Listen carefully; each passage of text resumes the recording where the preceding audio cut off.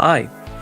Today on Popcorn and Root Beer, we are breaking down the new Netflix movie, Heartstopper Forever, the finale in the Heartstopper series. Let's get into it.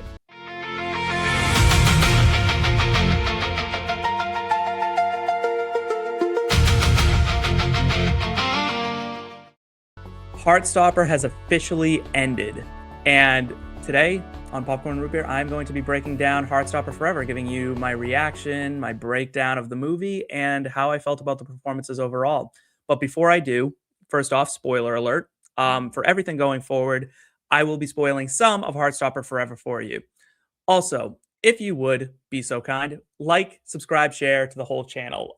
It goes a long way toward helping us. We are a new channel trying to grow and bring you the best movie reviews we can, the best entertainment content that we can. So please like, subscribe, and share. But without further ado, let's get into Heartstopper Forever because it dropped today and I loved it. I have loved Heartstopper since it came out 5 years ago. 5 years of being with Nick and Charlie, played by Kit Connor and Joe Locke, respectively, Tao, Elle, Tara, Darcy, the whole crew just, and now it's over. And there is a weird sadness that comes with that. But we're not here to revel in my sadness. I'm here to give you an under 10-minute review of Heartstopper Forever.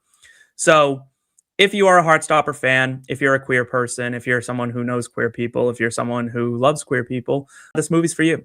It's cute. It's lovely. It's emotional, and it has all that you want within essentially a rom-com. And that's what it is. You watch Nick and Charlie as Nick begins to try to find himself as he's about to head off to college, and Charlie is finding himself, finding his own, really, getting his footing after the events of season 3, where Charlie went through such a mental health crisis.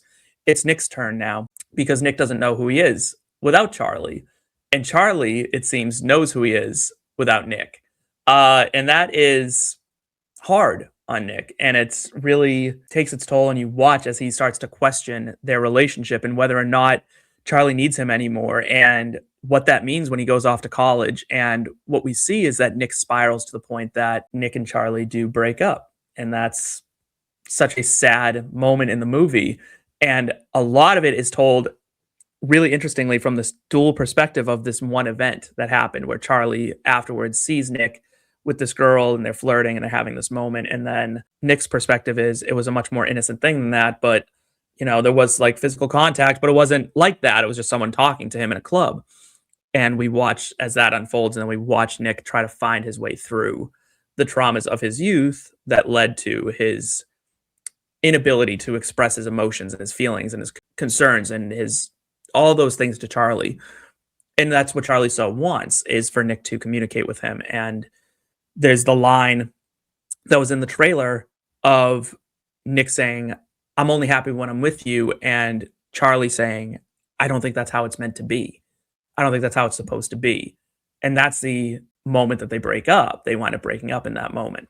I really loved this movie. I thought it was a very good job, especially considering the cast and the writer, Alice Oseman, is used to doing a series. And I will say that this did feel a little bit like you could tell that it almost felt like a series in a way. Like, I'm wondering if she wrote this, if she had written a season 4 and then got word that there was no season 4, they were going to do a movie instead, and we got Heartstopper Forever, and she condensed it down. Because there's this theme that runs throughout of teenage romance doesn't last. And then there's these beats that hit, and you could just tell that was like the end of an episode. And this, like, there was going to be the Charlie's perspective episode and the Nick's perspective episode, and then all that stuff. But it winds up being a movie. It's about 2 hours long, full of emotion. I mean, Kit Connor and Joe Locke, essentially, they go pedal to the metal the whole time.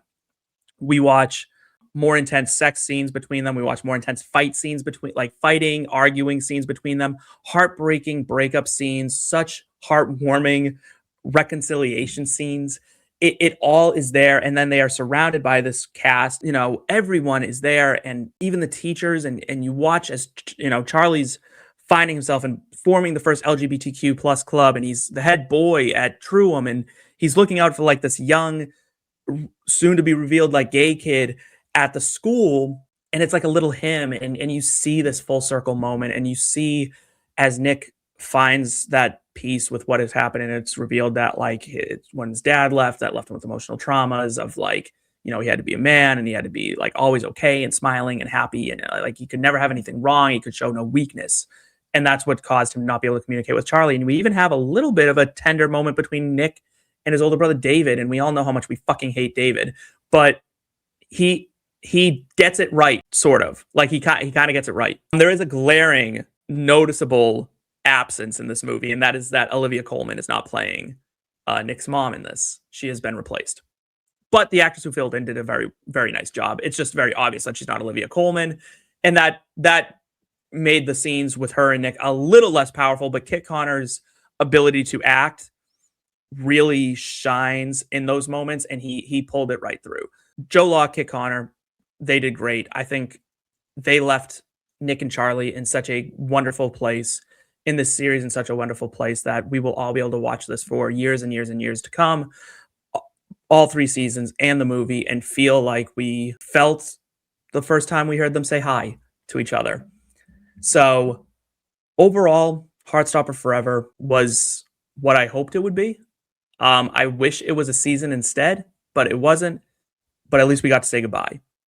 And in a lot of ways, how you say goodbye is more important than how you say hello. And Heartstopper Forever left us with such joy and optimism that whether it be teen relationships or whatever else is going on in our lives, we can see it through and we can make it. So I would say, yeah, go watch it, enjoy it, have fun with it. And yeah, be yourself, right? That's the whole point of Heartstopper, is love who you are, love who you love.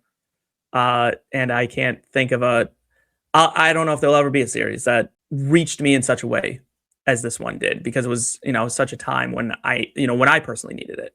I was still going through my process of trying to come out at that time. So Heartstopper will always have my heart, for lack of a better term. So thank you, Alice Oseman. Thank you, Joe Locke, Kit Connor, the whole cast, the whole crew, everyone who made it happen. Heartstopper will forever be a part of my life. And I hope it'll be forever part of yours. And I hope that Popcorn and Root Beer and IBT will be a part of your lives for a while as well. And if you enjoyed this, like, subscribe, and share, and comment below on how you felt about Heartstopper Forever. But until next time, until our next episode, my name is Steve, and that's a wrap. So why am I like this? Why am I like this? Why am I like this? Why am I